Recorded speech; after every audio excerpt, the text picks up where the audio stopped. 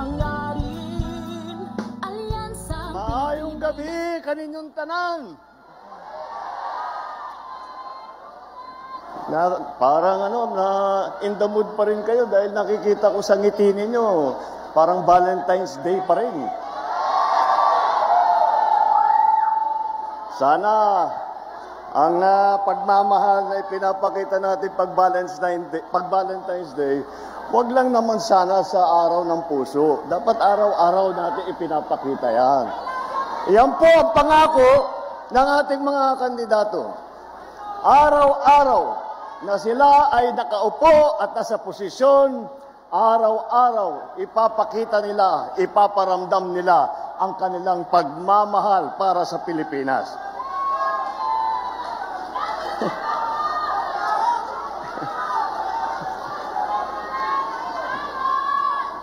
Alam niyo po, nakakagulat kung minsan na ay pagka nagsimula ulit ang halalan, ang campaign period, nagugulat po kami na parang napakabilis. Ngunit nandito uli po tayo. Ngunit, alam niyo po, kahit na national lang ang nagsimula ngayon, at nandito ang ating mga national candidate, meron po tayong kasama na kumpleto na ticket sa buong Pilipinas na siguro mga 18,200 ang kandidato ng alyansa. At yan po ay buong buo, solid na solid, kagaya po ng ating mga kandidato para sa senador. Bakit po ganun? Bakit yung ibang partido, bakit yung ibang magdagsasama ay hindi makapagbuo ng mabigat na tiket? Dahil po, ang kanilang iniisip lamang ay kung paano nila tutulungan ang kanilang sarili at manalo ng eleksyon. Ngunit dito po sa alyansa, kaya po ang tawag sa amin ay alyansa dahil meron kaming paniniwala na lahat ng kailangan gawin para sa ating bansa ay kailangan magtulungan lahat ng Pilipino, lalong-lalo na ang mga opisyal na magiging senador, lalong-lalo na ang mga nakaupo sa taas sa matataas na opisina.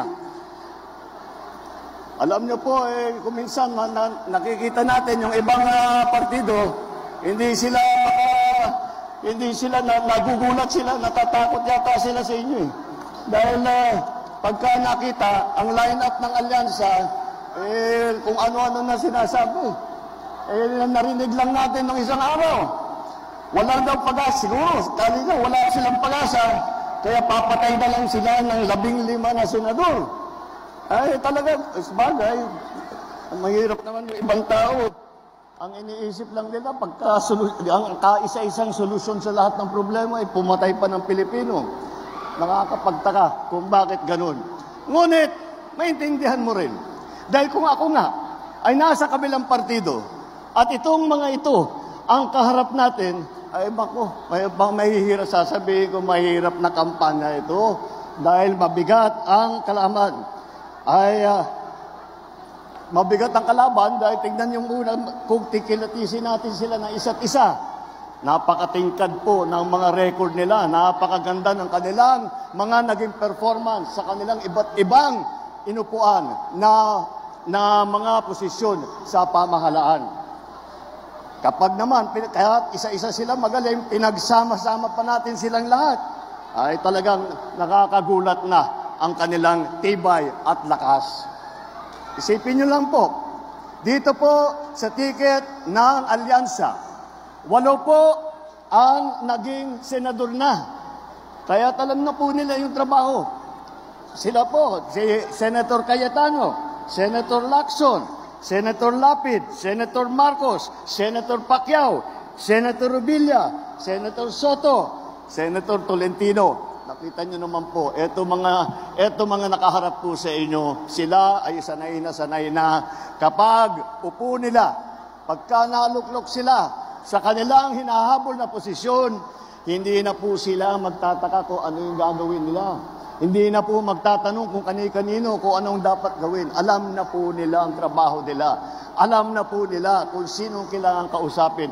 Alam na po nila kung ano ang pinakamainam na paraan para mabigyan tayo ng mas magandang serbisyo. At bukod pa ron, at hindi po naman, at hindi lang naman sa Senado, marami po sa ating mga kandidato ay dumaan din sa mababang kapulungan o sa Kongreso, House of Representatives. Naging congressman po, Congressman Abalos. Naging congressman po, Congressman Binay. Congressman Cayetano, Congressman Marcos, Congressman Pacquiao, Congressman Tulfo, Congressman Villar. Kaya't nakikita mo po ninyo, hasang-hasa na itong ating mga kandidato sa trabaho ng lehislatura.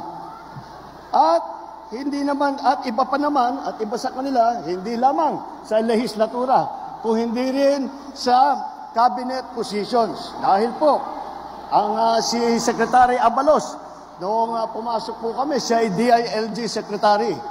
At si Erwin Tulfo naman, siya ay hinawakan niya ng napakagandang performance sa DSWD.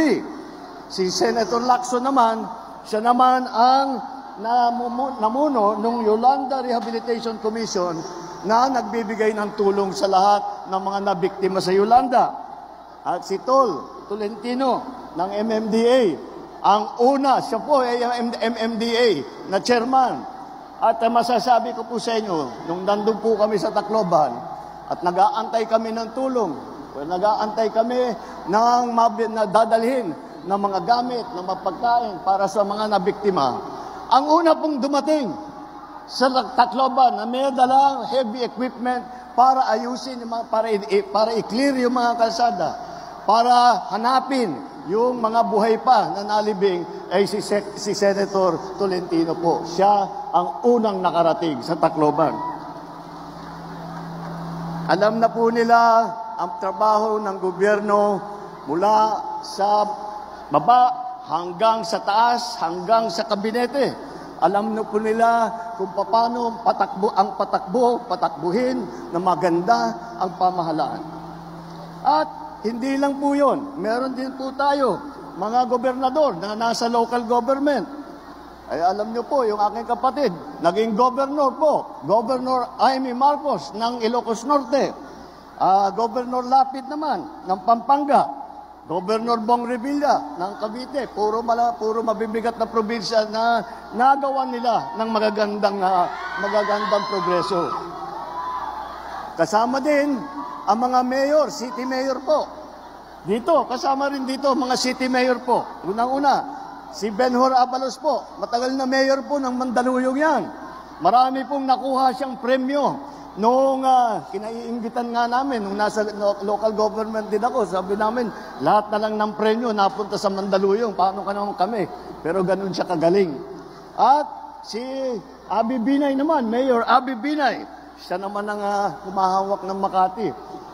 Hindi po simple yun dahil ang Makati ang pinakamayaman na lungsod sa buong Pilipinas. Kaya nakita natin, sa kanyang trabaho, pinasikat niya ng gusto. At ang serbisyo sa Makati ay napakaganda dahil sa patakbo ni Mayor Binay. Alam niyo po, halos lahat para sa mga matatanda, para sa lahat na may sakit, libre po lahat. At saka pag umabot ka ng 100 years old, bibigyan ka pa ng cake. Talaga naman, nakita mo kung gaano kaganda ang patakbo ng ating mga kandidato rito. At hindi po makakalimutan ang boses ng kababaihan. Dahil apat po sa kandidato natin ay babae na hindi lang na dahil lang babae sila ay maaasahan. Hindi po. Kilala ko po silang lahat. Lahat po sila ay napakatapang, sila po ay masigasig na ipaglalaban ang karapatan ng ating mga kababaihan, magkakaroon ng malakas na boses sa Senado para sa kababaihan.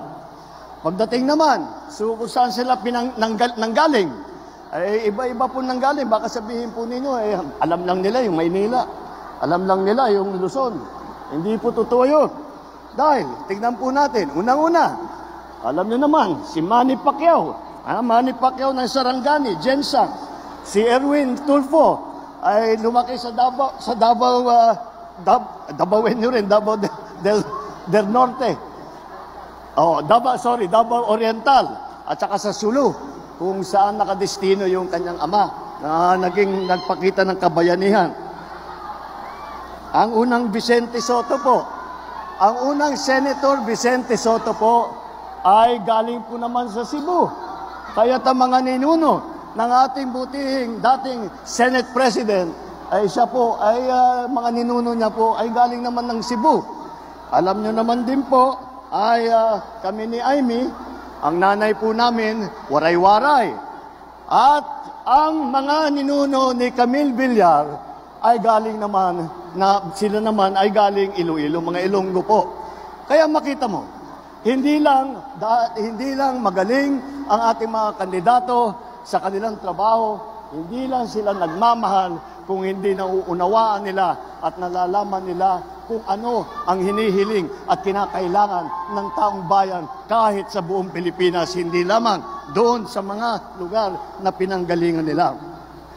At alam nyo po, mas mahalaga pa dyan, hindi lang bukod pa sa kanilang talino, bukod pa sa kanilang galing, bukod pa sa kanilang karanasan, may pagmamalaki po natin na sila ay walang bahid ng dugo ng mga pinatay na libo-libong Pilipino nung extrajudicial killing. Wala po silang kinalaman dyan sa mga ganyang klase. Wala sa kanila ang kasabwat sa pagbubulsa ng sako-sakong pera at pinagsamantalahan ang pandemya at nagbulsa ng maraming pera, pinabayaan na lang na yung ating mga kababayan ay magkasakit o mamatay. Wala rin sa kanila ang sip-sip sa China na tuwang-tuwa, sumisigaw, tuwang-tuwa pagka yung ating mga Coast Guard ay binobomba ng mga malalaking barko. Hindi po sila sumasang-ayon sa mga ginagawa na hinaharang ang ating mangingisda at ninanakaw ang kanilang huli. Sila pinaglalaban po namin yan. Wala sa kanila ang nagtataguyod ng mga ng sentro ng krimen, sentro na pagpapalapastangan ng mga kababaihan. Wala po sa kanilang kinalaman yung mahiwagang pogo na ang daming problemang binigay sa atin, ang daming sinaktan na ating mga kababayan. Tayo ngayon ay humaharap sa tinitingnan po natin kung saan ang tutunguan ng Pilipinas. Yan po ang halaga nitong eleksyon po na ito. Ang mahalaga ang eleksyon na ito dahil sa eleksyon ito, sa pagboboto ninyo, mamimili po kayo kung tayo ba ay babalik. Kung tayo ba ay babalik sa panahon na gusto na ating mga liderato, ay ang Pilipinas magiging probinsya na ng China. Sana naman, di na po tayo babalik sa nakaraan na ibinubugaw ang ating bayan bilang sugalan ng mga dayuhan.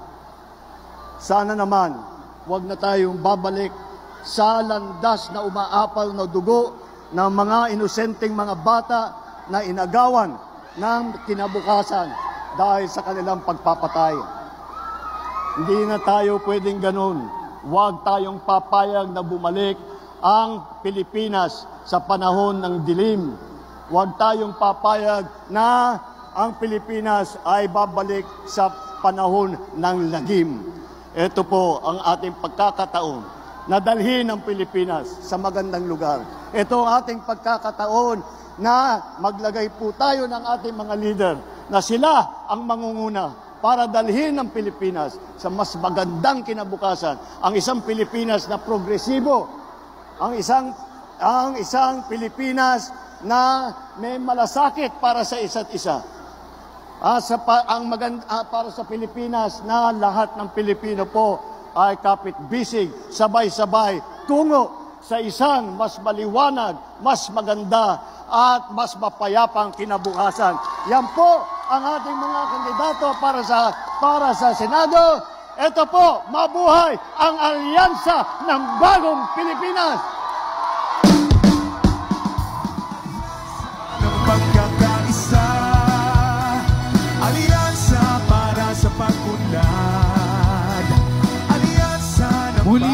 kabayan, ang mahal na Pangulo, His Excellency Ferdinand Romualdez Marcos Jr.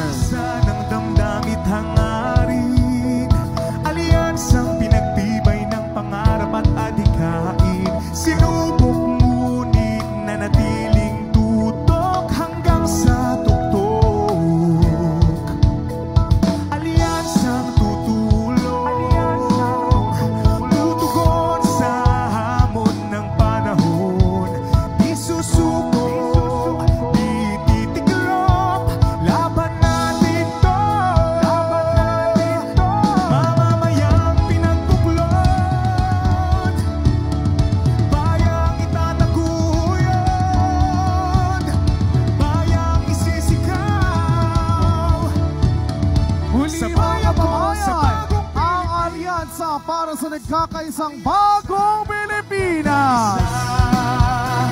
Alyansa para sa pag-unlad, alyansa ng bagong Pilipino, alyansa para sa bagong Pilipino. Maraming salamat po, mahal na Pangulong Ferdinand R. Marcos Jr. Alyansa